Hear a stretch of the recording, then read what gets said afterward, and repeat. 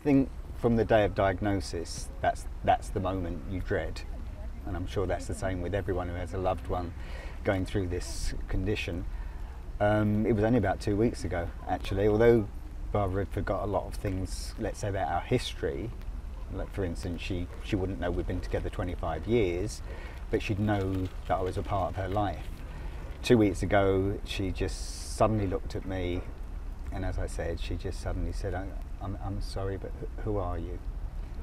And my heart sunk, and I said, it's Scott Barr, your husband. And she kind of realised instantly, and she snapped out of it very quickly, and she got very distressed and apologised and said, Scott, I'm so sorry, my memory's getting terrible. So we kind of got through that. I remember being quiet for the rest of the day, and it really affected me, and it was just as painful as I'd always imagined it was going to be. And I kind of held on maybe until I got into bed, and then I let go and had a good cry.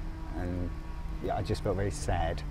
And as I say, I think it's the day from diagnosis you dread, but it's an inevitability that it will happen.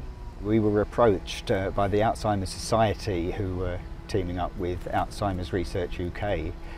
They're joining together and they're being called the Dementia Revolution, and they are the chosen charity for the Virgin Money London charity marathon this year, which is fantastic. And they said, would Barbara like to be a part of it? So she's going to be sending out, her face will be on letters. I think some people may have seen the video that she's done as well. So she loves the fact that in some ways she's helping people. I mean, you know, obviously she did lots of charity in her time, Barbara, and this is a way that I keep reminding her you're still helping people in some way, although unfortunately it's from your own misfortune. So she's really happy about that. And then they asked if we'd do a letter to the EastEnders cast, see if any of her ex-colleagues would consider taking part. And a few certainly have, and we're going to reveal those names a little bit later.